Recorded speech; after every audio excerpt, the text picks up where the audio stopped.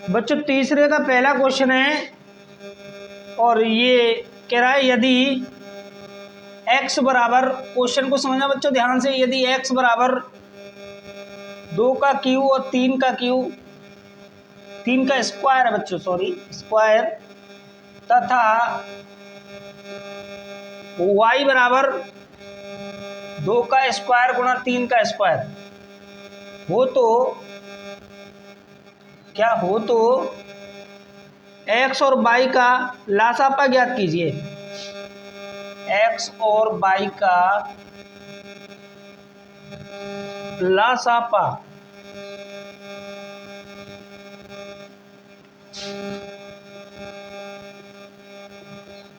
तो लासापा क्या होता है पता है आपको? यहां देखिए 2 की घात 3, 3 की घात 2, या बड़ी पावर 2 की घात 3 है ले ली, या अधिकतम घात क्या है बच्चों? 3 की पावर 2 की पावर 3 का मतलब 8 हो गया, 3 की पावर 2 का मतलब 9 हो गया। तो इस तरह से लासापा 72 आ गया बच्चों। क्या? 72। इसी का दूसरा क्वेश्चन है, ये कह रहा है एक्स स्क्वायर माइनस 3 के शून्य ज्ञात करो। एक्स स्क्वायर माइनस 3 बराबर 0, एक्स स्क्वायर बराबर 3 और एक्स बराबर प्लस माइनस का क्या बच्चों? √3। एक्स बराबर √3 और एक्स बराबर क्या? माइनस √3। ये इसके शून्य को हो गए बच्चों। आगे कह रहा है क्वेश्चन, रैखिक समीकरण x प्लस वाई बराबर 14, एक्स माइनस वाई बराबर 4 को हल कीजिए। तीसरा क्वेश्चन है बच्चों, तो ये फटाफट से मिला लीजिए अपने अपने क्वेश्चन। तीसरा क्वेश्चन है इसी का, तीसरे का तीसरा है बच्चों, तीसरे का तीसरा क्वेश्चन है बच्चों। ये कह रहा है रैखिक समीकरण, रैखिक क्या? रैखिक समीकरण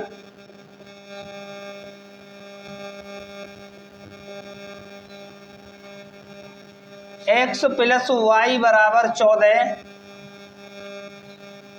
व x माइनस वाई बराबर 4 को हल कीजिए।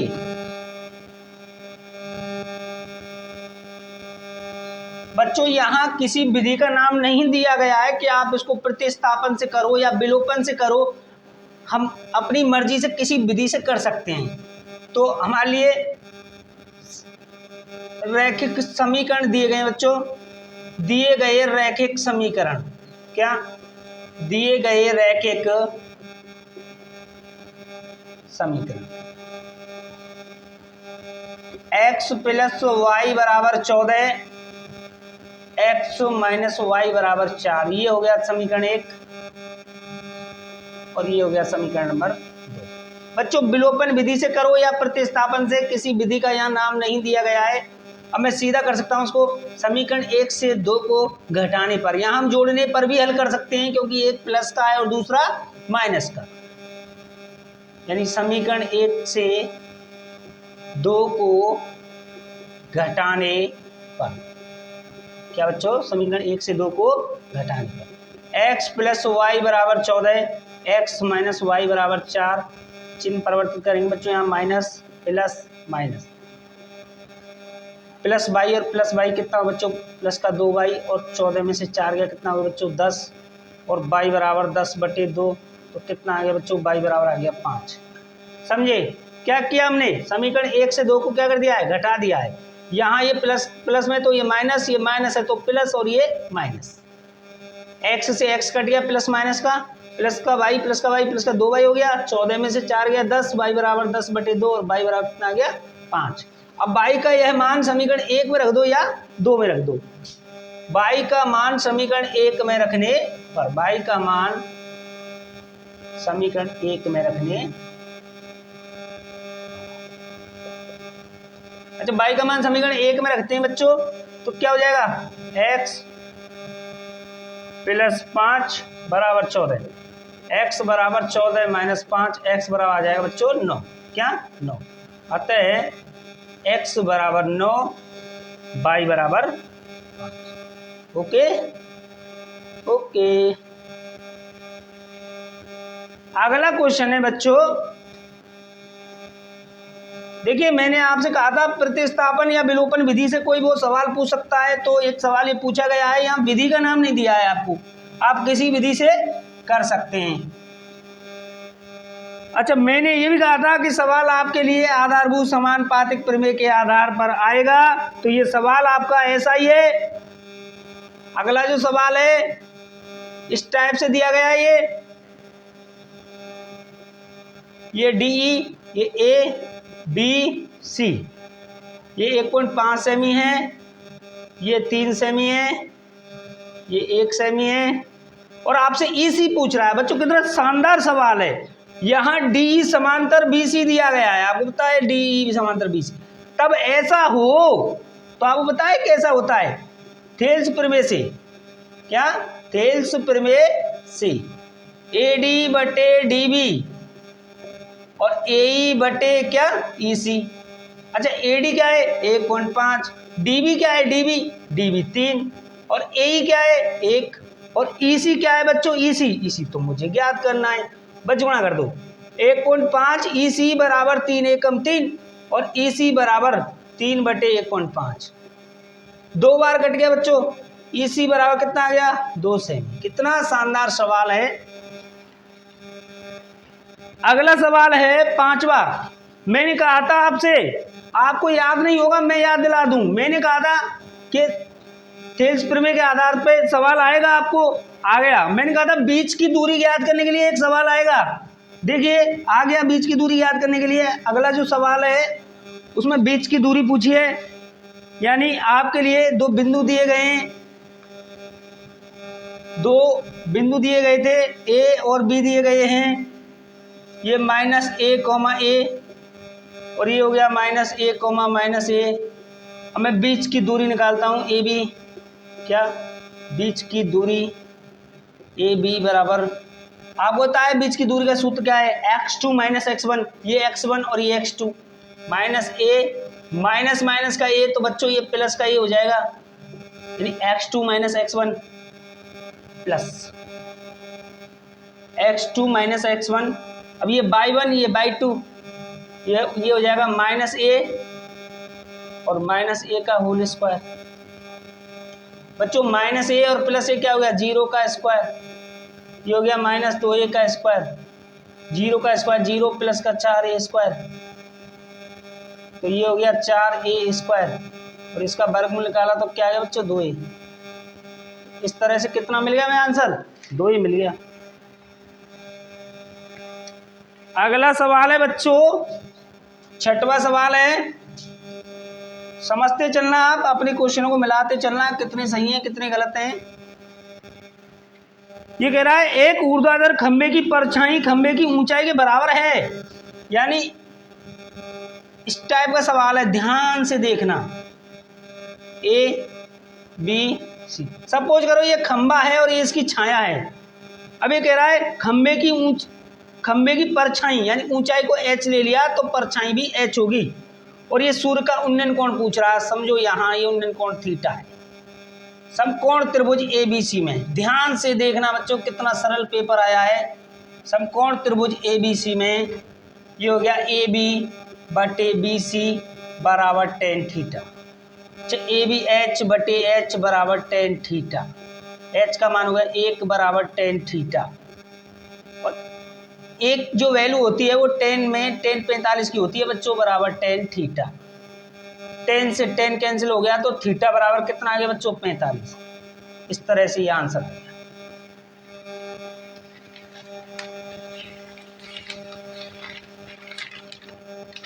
अगला सवाल है, अगला सवाल ये कह रहा है 7वें नंबर का सवाल है बच्चों, ध्यान से समझना, ध्यान से, बहुत ही शानदार सवाल आया है। ये कह रहा है एक मीनार के पाद बिंदु से 100 मीटर की दूरी पर, यानी एक मीनार है, मीनार का पाद बिंदु ये हो गया बच्चों AB, यानी B हो गया, यहां से 100 मीटर दूर,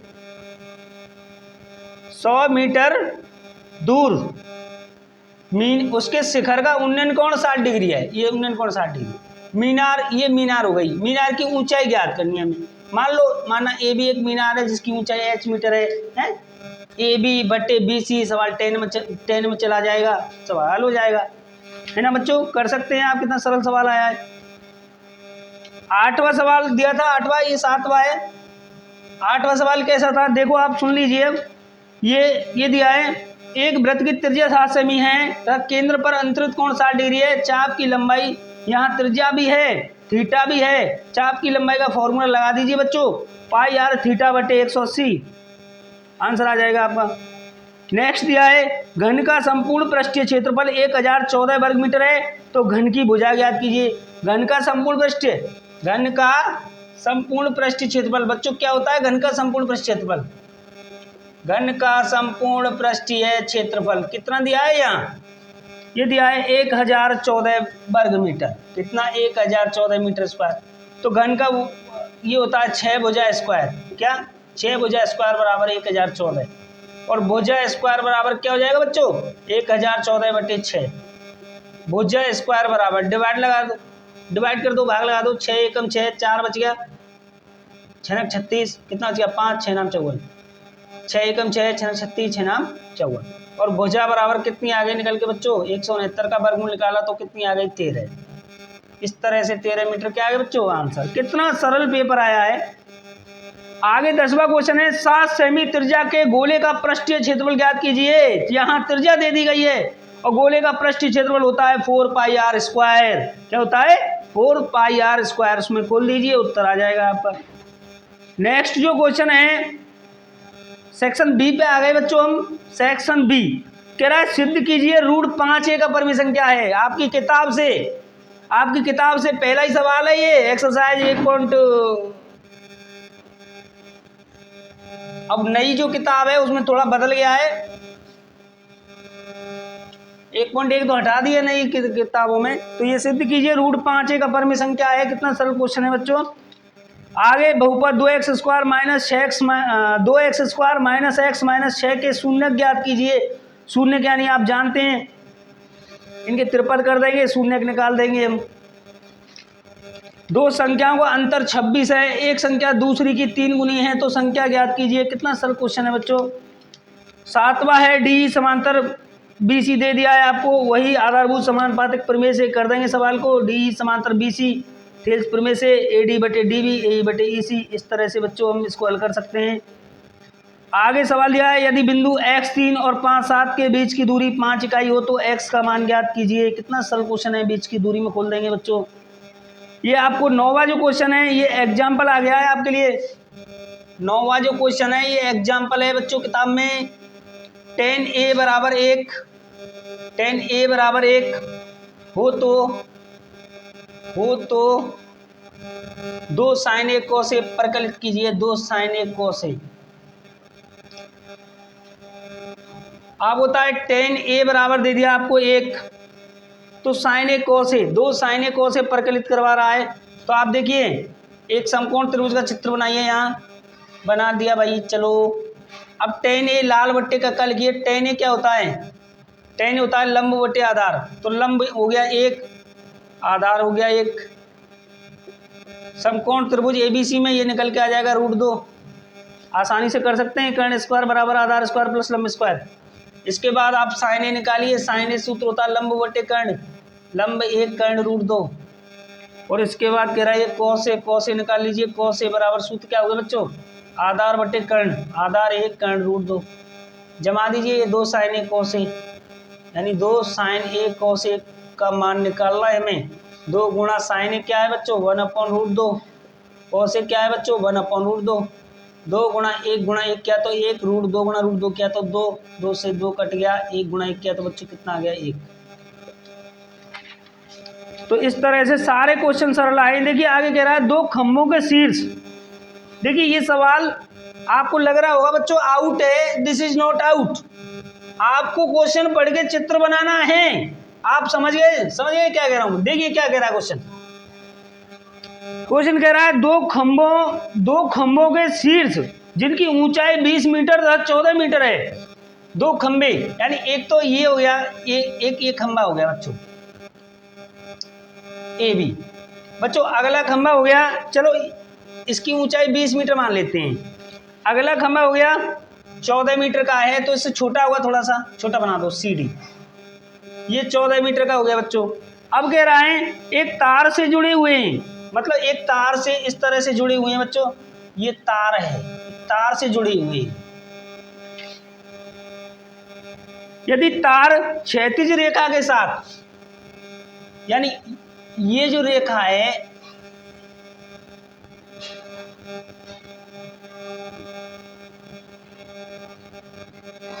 इसके साथ ये तार 30 डिग्री का कोण बना रहा है। कितने का? 30 डिग्री का। तो तार की लंबाई पूछ रहा है, तार की लंबाई ABCD, इसको E मान लीजिए बच्चों। अब ये पूछ रहा है तार की क्या लंबाई। तो इस टाइप का क्वेश्चन है बच्चों।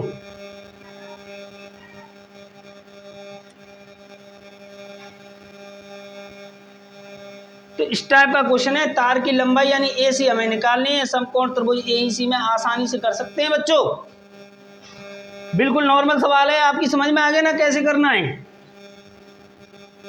अगला सवाल है, किताब से ही आया है आपका 11वां सवाल। आगे कह रहा है वो दो सकेंद्रीय वृत्तों की त्रिज्याएं 5 सेमी 3 सेमी है। सकेंद्रीय यानी जिनका एक ही केंद्र हो। एक तो ये हो गया, एक इस टाइप का हो गया, यानी दो सकेंद्रीय वृत्त हैं बच्चों।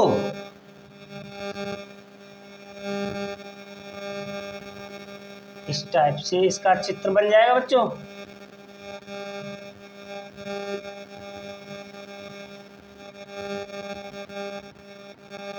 अब यहां ये कह रहा है दो सकेंद्रीय वृत्तों की त्रिज्याएं 5 सेमी 3 सेमी है। अब ये OA जो है ये बड़े वृत्त की त्रिज्या हो गई 5 सेमी, और ये OP जो है छोटे वृत्त की त्रिज्या हो गई OP बराबर कितनी 3 सेमी। अब मैं आसानी से AP निकाल सकता हूं बच्चों। आधार स्क्वायर बराबर कर्ण स्क्वायर माइनस लंब स्क्वायर। तो इस तरह से 5 का स्क्वायर 3 का स्क्वायर 25 में 9 गया 16, तो ये 4 आ जाएगा,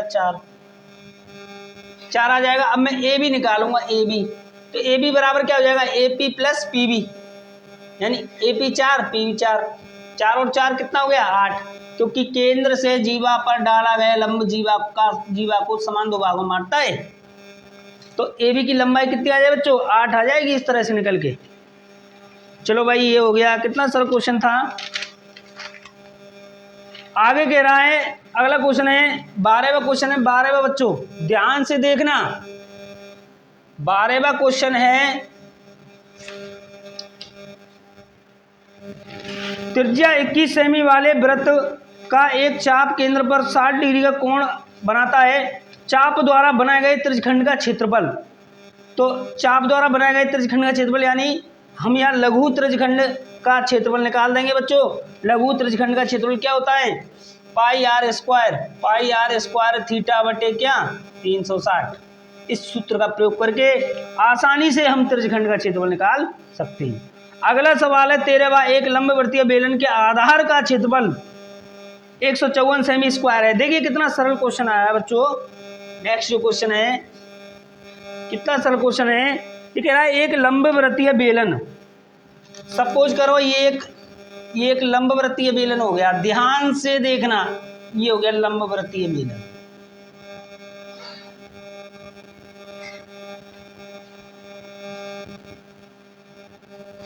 लंबवर्तीय बेलन हो गया। अब यहां जो आधार का क्षेत्रफल है, आधार कैसा होगा इसका वृत्ताकार, कैसा होगा बच्चों वृत्ताकार। और वृत्त यानी आधार का क्षेत्रफल 154 दे दिया, आधार कैसा होगा वृत्ताकार होगा। और आर स्क्वायर बराबर 154 बटे पाई, यानी 154 बटे पाई का मान 22 में बटे 7 करूंगा, 7 ऊपर चला जाएगा इस तरह से 22 सत्ते 154।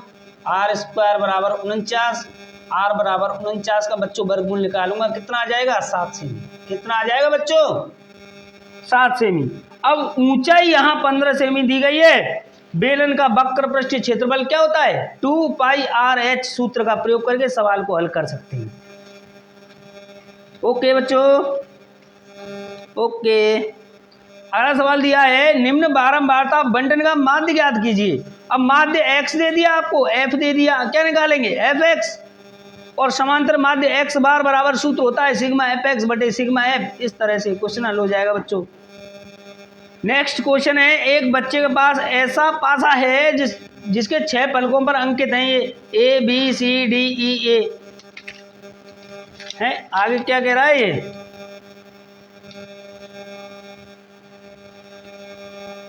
तो ये कह रहा है ए प्राप्त होने के अनुकूल परिणाम। यहाँ ए देखिए, ए यहाँ 2 बार प्राप्त हुआ है बच्चों, ए 2 बार प्राप्त हुआ है यहाँ 1 2, तो अनुकूल परिणाम कितने हो जाएंगे बच्चों 2, और कुल परिणाम कितने हैं ये 6, तो प्रायिकता क्या हो जाएगी 2/6 1/3।